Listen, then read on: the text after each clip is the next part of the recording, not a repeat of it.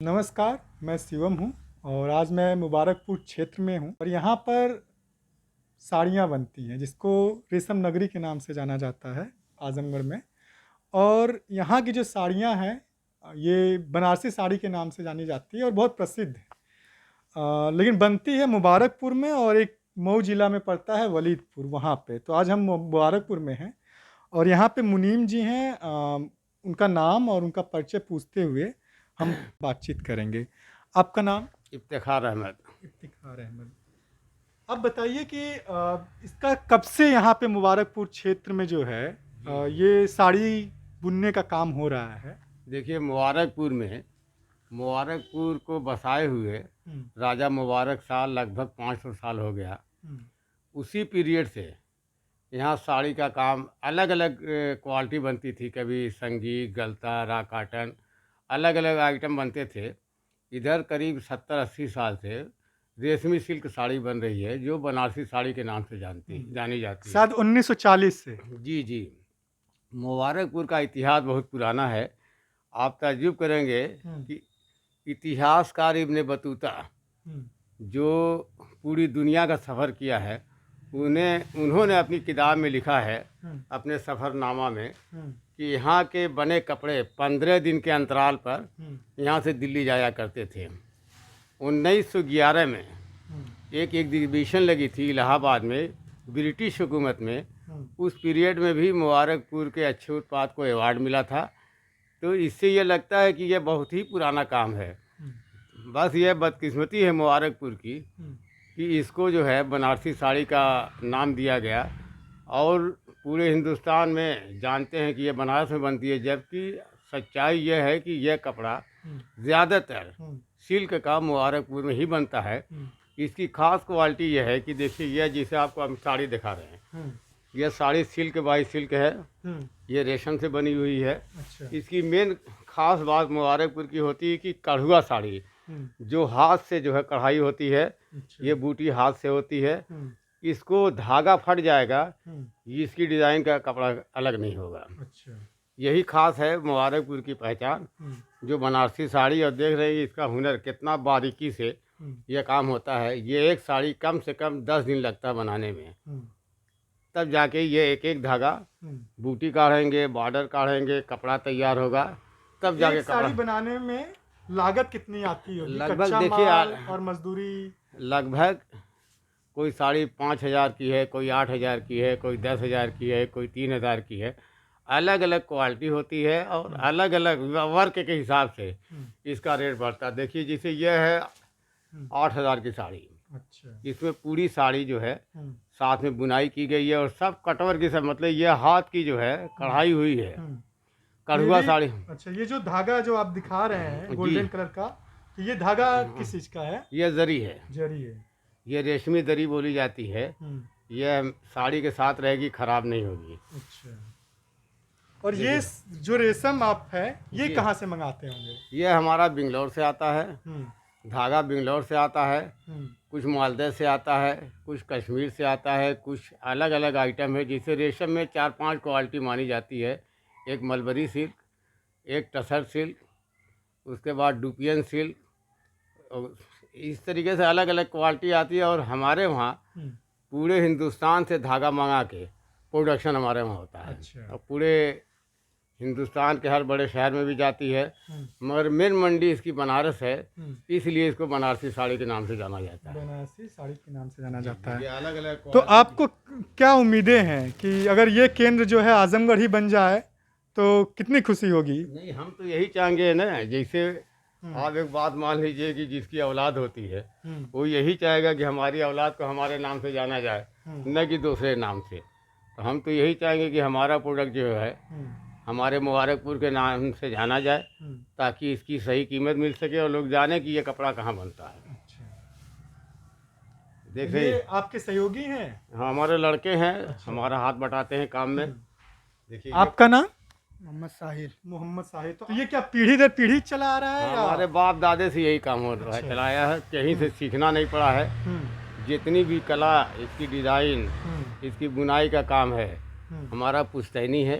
अच्छा। और पिताजी के, उनके पिताजी वही काम करते थे, उनसे एक दो पीढ़ी भी यही काम करती थी। तो हमको ये काम विरासत में मिला है। अच्छा, तो यहाँ पे जितने भी बुनकर हैं जी जो जी, भी साड़ी के काम करते तो वो पीढ़ी दर पीढ़ी करते आ रहे हैं। ज़्यादातर ऐसा ही है। अच्छा। और ये कारोबार काफ़ी लंबा फैला हुआ था।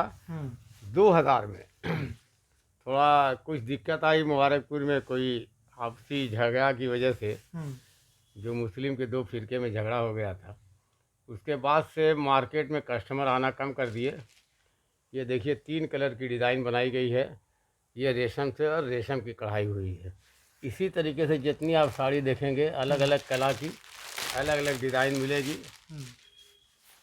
अब देखिए ये साड़ी है रेशम भाई। तो इसमें क्या गोल्डन का भी जरी का कुछ काम होता है? वो ऑर्डर के हिसाब से बनाया ऑर्डर जाता के है। हिसाब से होता जो गोल्डन चूँकि बहुत महंगा आता है, 80,000 83,000 रुपये किलो जरी सिर्फ उसकी आती है। तो कुछ लोग हैं जो अपना ऑर्डर देते हैं, तब उस तरह की क्वालिटी बनाते हैं। जनरल मार्केट में सिल्क की साड़ी 4,000 से लेके 8,000 तक बनाई जाती है। देखिए ये 3 कलर का, एक तो बाना का काम, जरी का काम, उसके बाद देखिए ये देख रहे हैं कलर, ये मीनाकारी है। ये 3 धागा एक साथ बनाएंगे तब दूसरा कपड़ा आगे बढ़ेगा। ये सब काम बनारस में लोग बनाते हैं, वो कटवर्क साड़ी बनाते हैं, बाद में कटिंग कर देते हैं, वो धागा निकल जाता है। मगर मुबारकपुर की ये ख़ास बात है कि जितना भी काम मिलेगा वो हाथ की कढ़ाई का मिलेगा, और लोग इसी को पसंद करते हैं जो कढ़ुआ साड़ी होती है। तो ये किस समय जो है इन साड़ी की जो है बिक्री सबसे ज़्यादा होती है? जब शादियाँ होती हैं हर जगह, तो शादी में हर घर में कम से कम 2 साड़ी 3 साड़ी सिल्क की पसंद की जाती है। उसी पीरियड में ज़्यादा साड़ी बिक्री होती है। अच्छा, मतलब आप ये कह रहे हैं कि जब शादी का हाँ, समय रहता है तो उस पीरियड में ज़्यादा बिक्री होती है। ऐसे जनरल भी चलती है, लोग अलग अलग, हम लोग मौसम के हिसाब से भी साड़ी बनाते हैं। शादी के पीरियड में पूरा साड़ी में काम रहेगा। जनरल पहनने के लिए, मौसम के लिए, जैसे ये कम काम का है, वो जरी वाला देखा है ज़्यादा काम का है। इस तरह का जो जाल में पूरी साड़ी आती है, यह तो साड़ी ज़्यादातर सालक में चलती है। तो अभी मुबारकपुर में कितने ऐसे परिवार हैं जो इस काम में लगे? करीब करीब यहाँ जो है 20,000 से ज़्यादा हैंडलूम हैं, और 50 से लेकर 60,000 सिर्फ हैंडलूम की बुनाई पर लगे हुए हैं। लगभग 1.25 लाख की 1.5 लाख की आबादी जो है, तो है मुबारकपुर की 80% आबादी, चाहे वो हिंदू हो मुस्लिम हो, सब लोग मिल के ये काम करते हैं। अच्छा, तो अभी जो लॉकडाउन का जो दौर बीता है कोविड का, उसकी वजह से चीज़ें प्रभावित हुई हैं, और प्रभावित हुई हैं तो किस हद तक प्रभावित हुई हैं? कि लॉकडाउन में 1.5 साल से यहाँ का कारोबार बड़ा प्रभावित हुआ है। काफ़ी लोग परेशान हुए हैं। इसकी वजह से कितने लोग काम छोड़ के इधर उधर बड़े शहरों में नौकरी के लिए तलाश कर रहे हैं। उसकी वजह है कि मार्केट में माल ना आ रहा था, न जा रहा था, न कस्टमर आ रहे थे, इसलिए बिक्री जो है बहुत प्रभावित हुई है यहाँ की। और काफ़ी लोग परेशान हैं। इधर कुछ मार्केट चलना शुरू हुई थी, आज की डेट में फिर लॉकडाउन की चर्चा चल रही है, इसलिए आज की डेट में फिर ग्राहक रुकना शुरू कर दिए। और आज की डेट में फिर से ग्राहक रुकना शुरू हो गए हैं। जी जी। और कुछ आप बता सकते हैं यहाँ के बारे में? नहीं, हम तो सिर्फ इतना ही चाहेंगे कि इस धरोहर को, जो हिंदुस्तान की धरोहर है, इसको चाहिए सरकार को कि इसको जीवित रखने के लिए इनकी हर तरह से मदद करे। इनके उत्पादन को बड़े बड़े शोरूम में डायरेक्ट बेचवाने की व्यवस्था करे।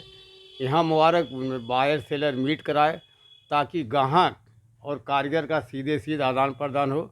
और जो विपणन केंद्र बना है, ख़ास तौर से उसमें साप्ताहिक हाट लगनी चाहिए, ताकि जो छोटे कारीगर हैं, जो छोटे मजदूर तबका है, जो अपना छोटा छोटा काम करते हैं, उनको जो है अपना कारोबार आगे बढ़ाने का मौका मिले, ताकि ये कारोबार और तेज़ी से मुबारकपुर में फैल जाए।